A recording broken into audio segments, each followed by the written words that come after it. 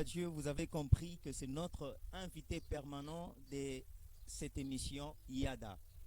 D'emblée, docteur Didier Sadiki, quelle est la place de l'interprétation?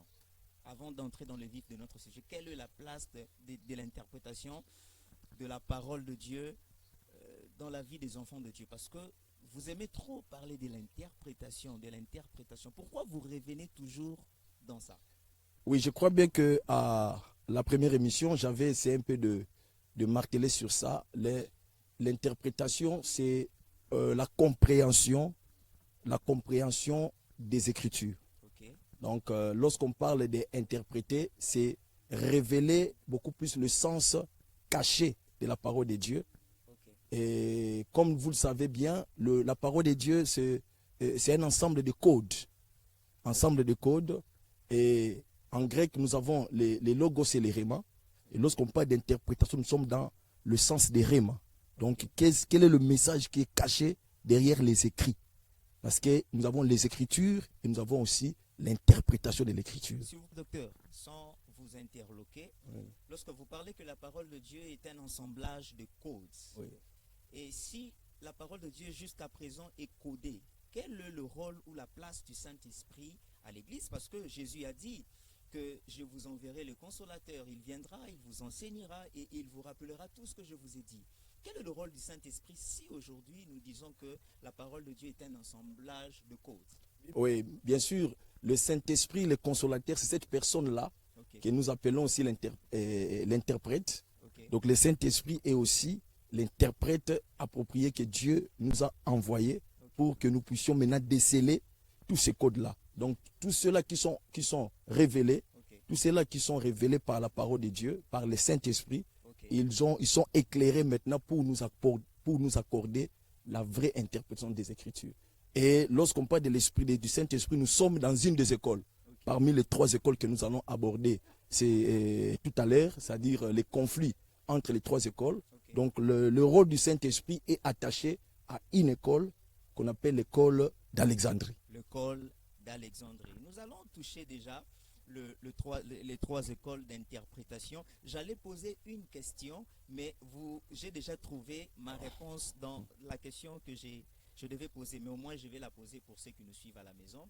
Vous avez dit que la parole de Dieu ou la Bible, c'est un assemblage de codes.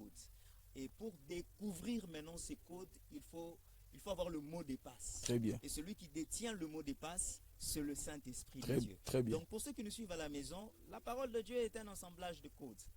Et pour découvrir les mystères qui sont cachés à l'intérieur, vous avez besoin d'avoir le mot de passe. Et celui qui détient le mot de passe, c'est le Saint-Esprit, le Paraclétos. Gloire à Dieu. Homme de Dieu. Ouais. Le conflit entre les 3 écoles d'interprétation. Pourquoi vous avez d'abord choisi ces thèmes, le conflit? Pourquoi conflit? Parce que notre Dieu est un Dieu de paix. Mais pourquoi vous parlez de conflit? Oui, je parle des conflits en rapport avec les méthodes d'interprétation. Okay. Parce que vous allez remarquer que dans la Bible, il y a eu un conflit entre Jésus-Christ et les pharisiens en rapport avec l'interprétation. Okay. Jésus donnait d'autres interprétations qui étaient contraires à l'interprétation de l'école juive, c'est-à-dire les pharisiens, les sadducéens. Okay. Et ils avaient une autre manière aussi d'interpréter la loi. Oui. Et lorsque Jésus est venu encore avec une autre méthode d'interpréter la loi. Et cela a créé des conflits. Okay. Et c'est pourquoi, d'emblée déjà, je parle de conflits entre les 3 écoles d'interprétation. Le conflit entre les 3 écoles d'interprétation. Gloire à Dieu. Alors, est-ce que nous pouvons savoir quelles sont ces 3 écoles d'interprétation? Oui, merci beaucoup. D'emblée déjà, j'avais déjà présenté, et je vais encore le répéter, nous avons juifs, donc nous avons la méthode Gematria, nous avons la méthode des anagrammes, la méthode aussi des définitions des concepts en hébreu. Okay. Voilà, ce sont des méthodes révélées par Dieu à ce peuple particulier. Excusez, docteur. Oui. Vous parlez de la gématria. Quand je vois la gématria, c'est la géométrie, la mathématique. Oui, la mathématique. Mais quel rapport y a-t-il entre la géométrie mathématique avec la parole de Dieu. Vous ne trouvez pas que vous, les docteurs, vous compliquez l'évangile? Non, nous ne compliquons pas l'évangile parce que d'abord Dieu, c'est le plus grand mathématicien. Or, parce que Dieu parle avec les chiffres. Dieu parle avec des nombres. Dieu parle avec les chiffres. Dieu parle avec des chiffres. Parce que vous allez voir, vous allez remarquer que Jésus, il est venu au deuil de Lazare au 4e jour. Okay. Pourquoi il est venu seulement le 4e jour? Parce que nous devions interpréter les chiffres. Donc c'était prophétique. Mais c'était prophétique. Pourquoi il a créé la lune et le soleil le 4e jour? Et donc tout ça, les 4, ce sont des chiffres que nous devions aussi interpréter. Donc chaque chiffre qui se trouve dans la Bible ou chaque nombre dans la Bible a aussi une interprétation en rapport avec un message prophétique attaché à l'Église. Donc même le chiffre peut sauver la vie d'une personne. Mais bien sûr, parlons exemple de Salomon. Nous sommes dans, je crois, nous sommes dans 2 Chroniques chapitre 7. Lorsque Salomon a terminé la construction du temple, qu'est-ce que Salomon a fait? Salomon a appelé Asaph.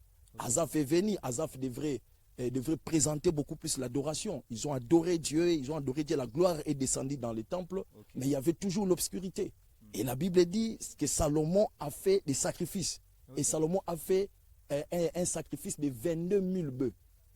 Maintenant, s'il faut maintenant ramener le 22 000 bœufs au contexte de l'Église aujourd'hui, qu'est-ce que nous devions faire aussi pour que la gloire soit dans les temples? Parce que lui, il a sacrifié 22 000 bœufs. Maintenant, à notre époque, par rapport à notre dispensation, qu'est-ce que signifie 22 000 bœufs? Et c'est ça qu'on appelle la guématrie maintenant. 22 000 déjà, je peux les scinder en 2 nombres. Nous avons le nombre 22 multiplié par le nombre 1000. Alors, le 22 en hébreu, c'est la lettre Tav, qui signifie la croix. Et 1000, symbolise le règne de Dieu. Voilà. Donc, celui-là, pour que la gloire de Dieu soit manifeste dans les temples aujourd'hui, il faudrait que le message de la croix soit au centre. Et il faudrait aussi que Christ règne dans l'Église. Gloire à Dieu, gloire à Dieu, gloire à Dieu, gloire à Dieu, gloire à Dieu. Et lorsque Salomon a sacrifié, la Bible dit que la gloire, la lumière, le feu est descendu du ciel et les temples étaient éclairés. Wow. Voilà. Donc voilà la place maintenant d'interprétation de l'école juive, l'interprétation des chiffres et des nombres en rapport beaucoup plus avec notre dispensation. Nous devions comprendre les nombres, les codes de nombres qui sont dans l'Ancien Testament, même dans le Nouveau Testament, maintenant en rapport avec l'Église actuelle. Dieu lui-même est un grand mathématicien, a dit le docteur Didier Sadiki. Alors, docteur, les 3 écoles d'interprétation, vous avez parlé de l'école juive et précédemment, vous avez parlé de l'école d'Alexandrie. Est-ce que vous pouvez nous parler encore de l'école d'Alexandrie? Quelle est la place de l'école d'Alexandrie? Oui, l'école d'Alexandrie aujourd'hui a une place prépondérante, très importante. Pourquoi? Parce que dans l'interprétation même, ou soit dans le langage que Christ a utilisé pour faire passer le message de l'évangile, nous trouvons à chaque fois qu'il était en train de parler par des paraboles. C'est ce qu'on appelle l'école d'Alexandrie. Donc, il peut prendre l'exemple d'un arbre à la place d'une personne. Exemple, nous sommes dans, je crois, Jean chapitre 12. La Bible dit que les Grecs sont venus voir Jésus, c'était lors d'une fête, ils sont venus voir Jésus. Ils sont allés voir André et puis Philippe, et pour dire que non, nous voudrions voir Jésus. Et Philippe est allé dire à Jésus, Jésus répond à Philippe, si un grain de blé ne tombe du ciel et s'il ne meurt, il ne portera pas beaucoup de fruits. Mais moi je m'étonne, les gens qui sont venus te voir, ils n'ont pas besoin, ils sont venus, ils ont besoin de saluer Jésus. Ils ont besoin de le voir, la personne renommée de Jérusalem. C'est lui qui a fait l'entrée à Jérusalem avec beaucoup plus d'honneur. Ils ont entendu toutes sortes d'échos. Ils sont venus pour voir Jésus. Mais Jésus répond à Philippe, si un grain de blé ne tombe du ciel, s'il ne meurt, il ne portera pas beaucoup de fruits. Mais s'il meurt, il portera beaucoup de fruits. Quel rapport y a-t-il entre un grain qui tombe du ciel avec les gens qui sont venus te voir? Voilà, maintenant c'est ça, il y a un code. Le code maintenant c'est le grain de blé qui tombe du ciel. Alors pour comprendre maintenant cela, vous devrez entrer dans l'école d'Alexandrie. Et dans l'école d'Alexandrie, mais si je reste dans l'école d'Alexandrie, sans pour autant toucher l'école hébraïque, je serai aussi bloqué. S'il vous plaît, docteur. comment pouvons-nous appeler l'école d'Alexandrie d'une autre manière? Quand vous parlez d'Alexandrie, nous pouvons l'attribuer en disant que c'est l'école de l'Esprit. Bien sûr. L'école du Saint-Esprit. Bien sûr. C'est l'école du Saint-Esprit. Bien sûr. Allez. Le Saint-Esprit va vous révéler beaucoup plus, mais en rapport toujours avec ce que nous appelons l'analogie. C'est-à-dire l'analogie, c'est-à-dire la comparaison à un autre verset biblique qui se trouve dans les Écritures, la révélation d'un concept. D'un concept biblique. C'est parce que la Bible s'interprète par elle-même. Alors, dans ce sens-là, Jésus dit qu'il y a un grain. Les grains ménagent entre en hébreu ou soit en araméen. Le grain signifie bar. Or, bar veut dire aussi fils. Donc, Jésus voulait tout simplement dire, si le fils ne descend pas à la terre, et s'il ne meurt pas, donc il ne sera pas reconnu par l'extrémité, dans l'extrémité de la terre. Donc pour que le Fils soit reconnu partout dans le monde, il doit passer par la mort. Donc les Grecs, attendez votre temps. Vous allez connaître le Christ, mais avant que vous le connaissiez, il doit d'abord passer par la mort. Mais docteur... mais il a parlé avec un code. Si un grain de blé ne tombe du ciel et s'il ne meurt, il ne portera pas beaucoup de fruits. Docteur, que dites-vous? Nous ne sommes pas un tribunal pour juger tous ces hommes de Dieu qui peut-être qui nous suivent à la maison. Mais que dites-vous de ceux qui pensent que Dieu n'a pas codé les Écritures dès l'avènement du Saint-Esprit et tout est déjà mis à nu, tout est clair.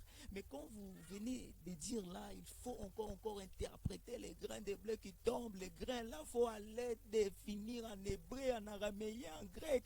Pourquoi vous voulez compliquer les choses alors que le salut est en Jésus-Christ? Pourquoi vous voulez chercher toutes ces définitions étymologiques? Je vous avais dit déjà au départ que si nous ne faisons pas attention à l'interprétation, nous allons donner beaucoup plus la mort au peuple de Dieu. Parce que le diable a beaucoup plus préparé un grand piège. C'est chercher à tordre la parole. Or, le plus grand péché, ou ce qui amène la mort, c'est la parole tordue. Et dans le jardin d'Éden, le diable n'a pas poussé Ève soit à faire l'impudicité, n'a pas poussé Adam soit à faire à voler, ainsi de suite. Mais qu'est-ce qu'il a fait? Il a seulement amené Adam et Ève à tordre l'interprétation. Donc à amener le mensonge à la place de la vérité. Parce que si les Écritures est tordue, on parle des mensonges. Et si l'Écriture est bien interprétée, on parle de la vérité. C'est pourquoi le premier Adam a amené le mensonge et le deuxième Adam, lorsqu'il est venu devant Pilate, il a dit que non, je suis venu faire quoi? Je suis venu vous révéler, vous donner la vérité. Oh, gloire à Dieu. Voilà. Donc, docteur, nous comprenons, la chute de l'homme dans les jardins était due à la mauvaise interprétation. La mauvaise interprétation. Bien sûr, mauvaise interprétation. La mauvaise interprétation. Bien donc, sûr. il y a eu un faux docteur. Un faux docteur qui s'est infiltré dans l'église des jardins. Très bien. Oh là là. Donc, nous comprenons ici, ce n'est même pas question de faux prophètes. Ici, nous voyons, c'est un faux docteur qui est entré dans l'église du jardin pour donner la mort. Bien sûr. Donc le ministère doctoral, en ces temps de la fin, bien a sûr. un grand rôle à jouer. Bien sûr, pas seulement le ministère doctoral, mais moi je parlais des 5 ministères. Parce que lorsque vous lisez la parole de Dieu dans Éphésiens, la Bible dit il a donné aux uns comme apôtres, prophètes, ainsi de suite, pour l'édification du corps de Christ et pour le perfectionnement des saints. Donc nous sommes appelés à apporter la vraie parole aux enfants de Dieu. Car c'est la parole de Dieu qui unifie et c'est la parole de Dieu qui donne la croissance. Donc c'est pourquoi, que ce soit le prophète, que ce soit le pasteur, le 5 ministères, nous devions réellement avoir le Saint-Esprit qui pourra nous donner la capacité de bien interpréter les Écritures. C'est pourquoi, lorsque nous parlons de l'école d'Alexandrie, donc nous martelons sur cette école de l'Esprit, parce que ça nous permet de faire quoi? De faire ce qu'on appelle l'interprétation allégorique. Lorsqu'on parle de l'interprétation allégorique, ce n'est pas moi qui l'ai dit. Ça commence d'abord parce que les gens disent que non, lorsque nous sommes dans l'école d'Antioche, exemple les Karaïtes, c'est là qui se limitent à l'interprétation littérale. Ils sont là, donc à la place de la plante, c'est la plante. Là où si tu vois le cep, c'est le cep. Okay. Donc si c'est limite seulement dans l'interprétation littérale, vous allez voir qu'il y aura un problème. Mais est-ce que c'est un danger? C'est limité à une interprétation littérale? Mais c'est un danger parce que là, c'est l'homme qui parle. C'est l'homme qui parle. Là, c'est l'homme qui parle. C'est pas l'esprit. Mais ce n'est pas l'esprit qui parle. Parce que l'esprit, lorsque, par exemple, nous avons un songe, dans le songe, tu peux avoir beaucoup d'images, mais il faudrait interpréter les images qui sont dans les songes. Et la même chose aussi, la Bible, les Écritures se présentent comme étant beaucoup plus l'écriture de songes, mais qui devraient être aussi interprétées. Donc ça, c'est très, très important. Même Paul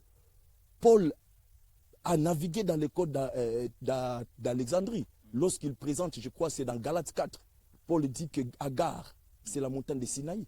Comment une femme peut être une montagne?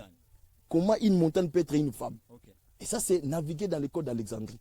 Et nous voyons aussi Jésus-Christ en a fait plusieurs interventions. Lorsqu'il parlait du royaume de Dieu, il dit que non, le royaume de Dieu, c'est comme un champ.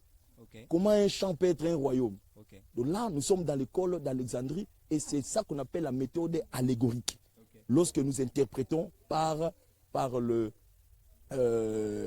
les images, nous interprétons les images, nous interprétons beaucoup plus les créatures en rapport avec les Écritures. Gloire à Dieu.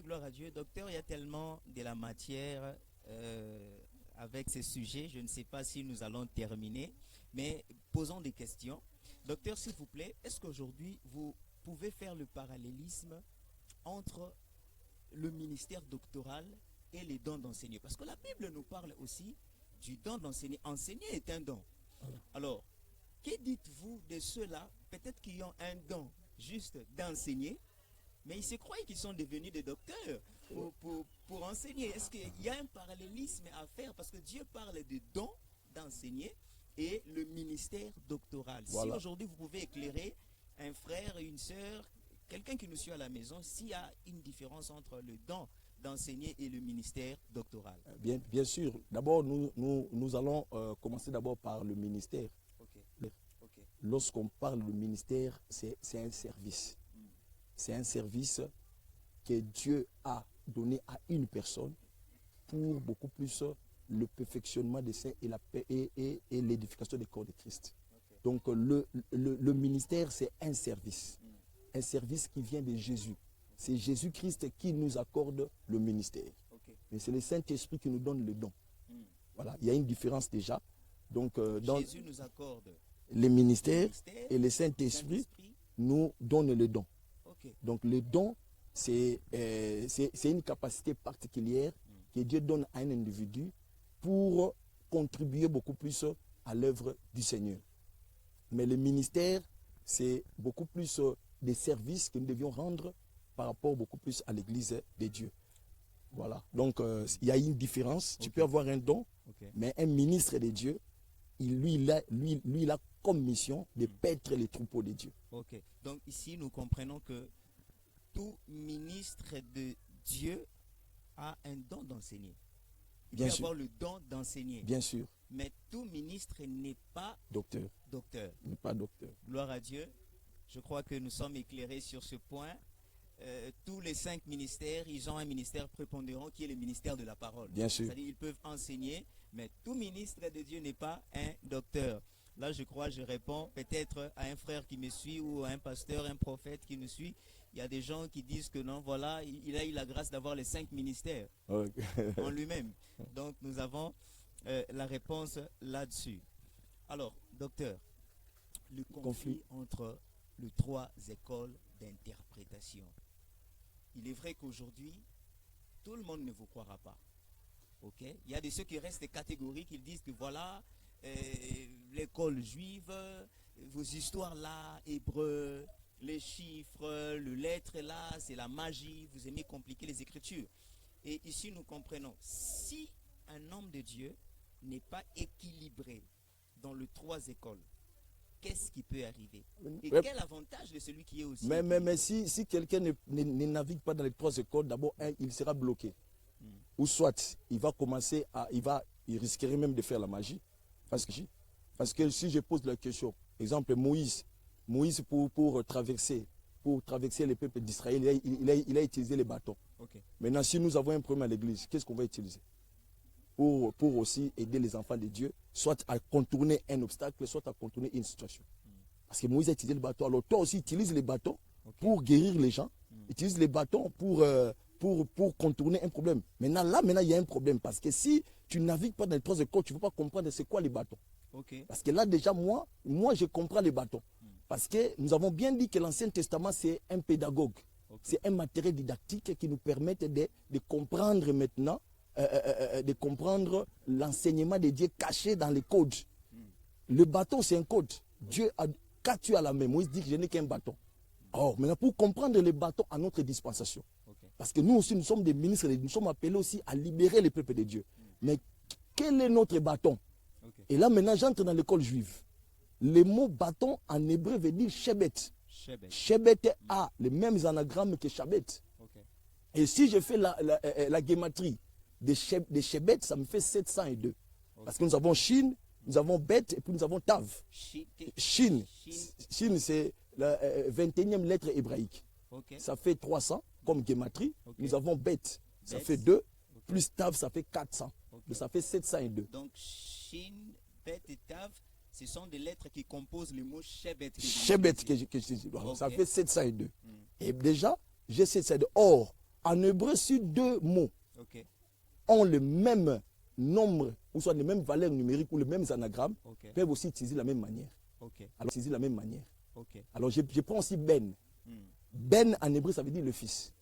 Ben, nous avons Bet, et nous avons Nun final. Nun final, ça fait 700. Plus Bet 2, ça fait 702. Donc, le bâton que Moïse a tenu entre ses mains est défini comme étant le fils qui nous a été donné dans notre dispensation. Alors, qui est le fils? C'est Jésus. Donc, si Moïse a utilisé le bâton pour trouver le problème de la libération du peuple d'Israël, nous avons Jésus-Christ pour libérer le peuple de Dieu dans notre dispensation. Mais docteur, voyez, toujours, les docteurs, je ne sais pas, hein, les docteurs compliquent tellement de choses. Mais docteur, là où vous êtes allé, nous dirons, vous êtes allé un peu loin. Maintenant, pour quelqu'un qui dit, mais c'est clair, dans l'interprétation littérale, il vous dit les bâtons. Dans l'interprétation littérale, il vous dit les bâtons. Il dit que Jean le chapitre 3, je crois, à partir du verset 14, lorsque la Bible dit, comme Moïse a élevé les serpents de rein, il faudrait aussi que le Fils de l'homme soit élevé. Mais si il va relier le fait que Moïse lève le bâton avec Jean 3, 14, c'est noir sur blanc. C'est l'interprétation littérale, mais ça passe. Il faut toujours aller définir les concepts en hébreu parce pour que vous attestez que c'est une bonne interprétation. Nous devions être clairs parce que Dieu a donné les Écritures, a donné la parole de Dieu par cette langue. Tout ce que nous avons ici, ce sont que des interprétations. Donc nous devions savoir que la langue hébraïque est importante. Nous devions rentrer à la source. Nous devons faire ce qu'on appelle beaucoup plus, nous devions l'exégèse et pour maintenant amener la parole de Dieu à l'herméneutique. L'herméneutique, maintenant, c'est contextualiser, amener le message à notre temps, à notre contexte. Donc, exemple, je vais naviguer, exemple, je prends l'exemple de Actes chapitre 16. La Bible dit, lorsqu'ils sont arrivés à Troas, Paul et Silas sont arrivés à Troas et Paul a eu une vision ou soit un songe. Le Seigneur dit à Paul, vous devrez aller à Macédoine pour délivrer une personne, un Macédonien. Ils ont quitté Troas pour aller à Macédoine. Ils sont arrivés à Macédoine, ils étaient dans la maison d'une sœur qu'on appelle Lydie, et la sœur les a accueillis, ils ont chassé un esprit de python qui était à une fille, et puis on les a arrêtés. Donc je crois bien que vous connaissez toute cette histoire. On les a arrêtés. Qui a arrêté? On les a arrêtés et on les a mis entre les mains d'un geôlier. Et ils sont en prison. On a ligoté leurs pieds. Mais ce que j'aime, leurs pieds étaient ligotés par un morceau de bois qu'on appelle le cep. On a ligoté. Oh, maintenant, ça m'étonne. Dieu révèle à Paul qu'il doit aller à Macédoine pour délivrer un Macédonien. Mais il arrive là-bas, c'est lui qu'on a emprisonné. C'est pathétique. Alors maintenant, là, j'entre. Parce que si je reste dans les codes d'Antioche, je dirais que Paul et Silas étaient emprisonnés. Mais si je suis dans les codes d'Alexandrie, je dirais que Paul et Silas n'étaient pas emprisonnés. Parce que spirituellement, celui qui a Jésus n'est plus un prisonnier. Celui qui a Jésus dans la spiritualité n'est plus un prisonnier. Il est libre. Il est libre. Donc les prisonniers, c'était qui? C'était les geôliers. Parce que le mot geôlier en grec signifie démons foulax. Démons foulax, je peux répéter d'abord. Démons foulax. Démons foulax. Voilà, je peux délier ces mots en deux mots. Nous avons démons et puis foulax. Voilà, nous avons démons qui veut dire lien et foulax qui veut dire libérer. Donc la personne qui était liée et qui avait besoin de la libération, c'était plutôt le geôlier et non Paul et Silas. Parce que, je vais encore aller plus loin, ils étaient attachés au cep. Or, tout celui qui est attaché au cep est libre. Et Jésus l'a dit, nous sommes dans Jean chapitre 15. Il dit, moi je suis le cep, vous êtes des sarments. Et tout sarment qui s'attache au cep vivra. Donc déjà, vivre c'est quoi? Avoir la liberté. Vivre c'est pas être prisonnier. Parce que Jésus est venu nous libérer de l'emprisonnement. Donc le fait d'être lié au cep ne veut pas dire qu'ils étaient prisonniers. Ils sont prisonniers physiquement peut-être, mais dans la spiritualité, Paul et Silas ne sont pas des prisonniers. Les prisonniers, c'était qui? C'était les geôliers. Et c'est Dieu qui a révélé à Paul et Silas déjà, à Troas, de venir à Macédoine pour faire quoi? Pour libérer un prisonnier. Et ces prisonniers, c'était qui? C'était les geôliers. Et la Bible dit pendant qu'ils louaient Dieu, parce qu'ils étaient libres. Parce que celui qui adore est libre. Celui qui loue est libre. Ils adoraient Dieu avec liberté. La Bible dit automatiquement, il y a eu tremblement de terre et les portes se sont ouvertes. Et qu'est-ce qui s'est passé? Les geôliers venaient en pleurant. Ils croyaient que tout le monde était échappé, sauf Paul et Silas, ils sont restés là-bas. Et nous sommes là. Et ils demandent qu'est-ce que je dois faire pour que je sois sauvé. Moi et ma famille. Alors que c'est celui qui est en train de surveiller les prisonniers. Les prisonniers. Mais il dit encore, qu'est-ce que dois-je faire pour être sauvé? Voilà. Donc c'est lui qui était prisonnier. C'est lui le véritable prisonnier. Que Paul et Silas sont venus. Bien sûr, c'est lui le prisonnier. Et je vais encore aller plus loin. Beaucoup de gens, ils ont commis une erreur lorsqu'ils interprètent l'histoire de cette ânesse qui était attachée à un cep comme étant un lien de famille, une condamnation. Tu vois, l'ânesse était attachée. C'est pourquoi Jésus a envoyé ses disciples. Mais non, ce n'était pas un lien de famille. Parce que lorsque tu es attaché au cep, ce n'est pas un lien de famille. C'est être enfant de Dieu. Oh, docteur, mais expliquez, s'il vous plaît, docteur.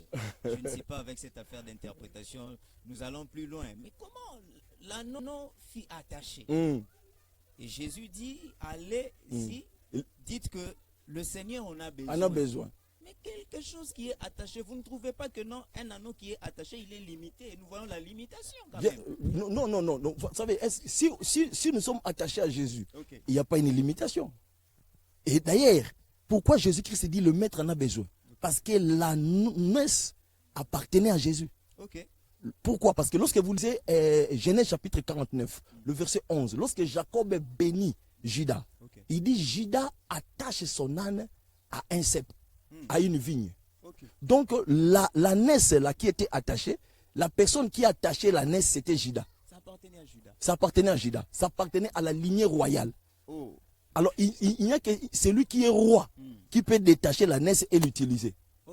Or, le roi de notre royaume s'appelle Jésus. Et nous sommes les ânesses à sa disposition. Donc l'ânesse de Genèse 49 était une réserve stratégique. Une réserve stratégique. Il n'était pas en prison. Il n'était pas en prison. Ce n'était pas un lien de famille. Mais c'était beaucoup plus un moyen, un instrument de Christ pour faire quoi?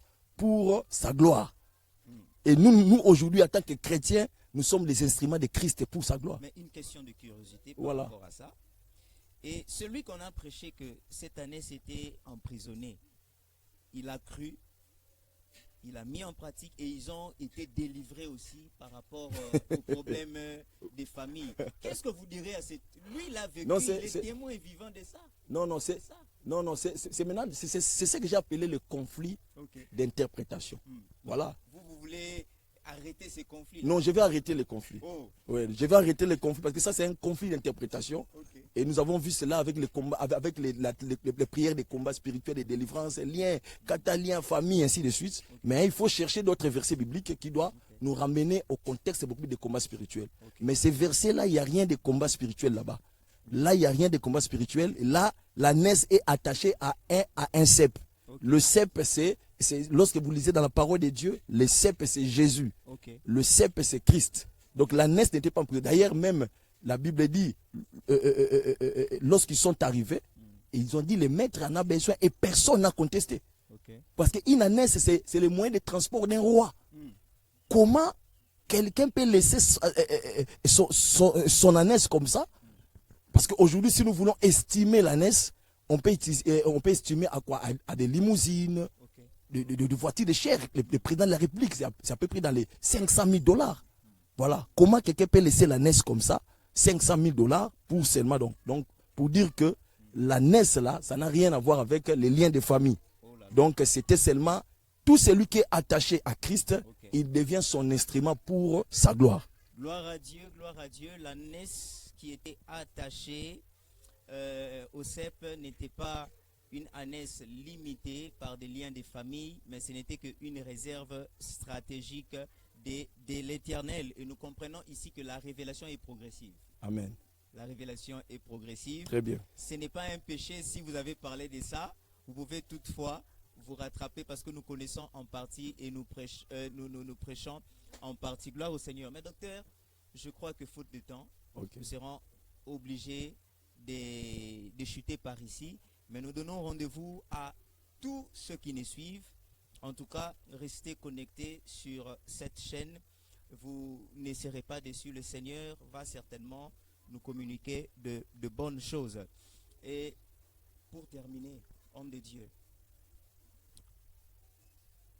le plus important dans l'interprétation de la parole de Dieu dans les 3 écoles, c'est Christ qui est au centre. Très bien.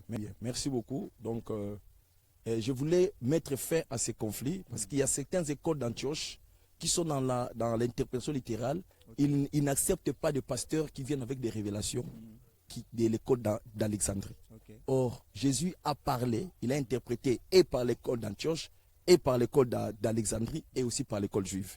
Donc, nous devions accepter toutes ces 3 écoles d'interprétation, que ce soit les pentecôtistes, que ce soit les protestants, que ce soit beaucoup plus les églises de réveil, ou soit les KDC, accepter les interprétations, accepter aussi les méthodes d'interprétation de ces 3 écoles. C'est très important pour nous donner la lumière par rapport à une bonne interprétation de la parole de Dieu. Donc, je vous remercie. Gloire à Dieu. Votre dernier mot pour cette émission? Voilà, j'ai dit merci à tous ceux-là qui nous ont suivis. Je salue tous les fidèles de l'église La Couronne de Jésus-Christ. En tout cas, que Dieu bénisse la communauté La Couronne de Jésus-Christ. Que Dieu vous bénisse aussi, Israël. Et que Dieu bénisse aussi la charmante qui est au tournage. Donc, que Dieu puisse aussi la bénir.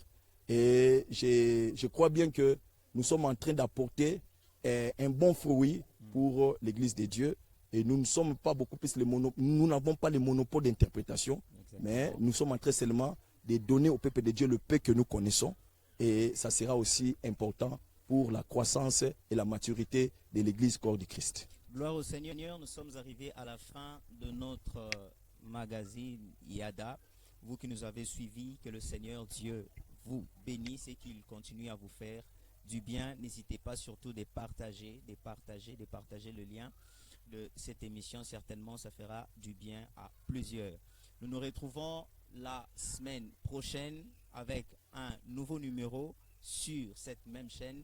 Que l'Éternel notre Dieu vous bénisse et qu'il vous fasse du bien. Shalom dans vos maisons.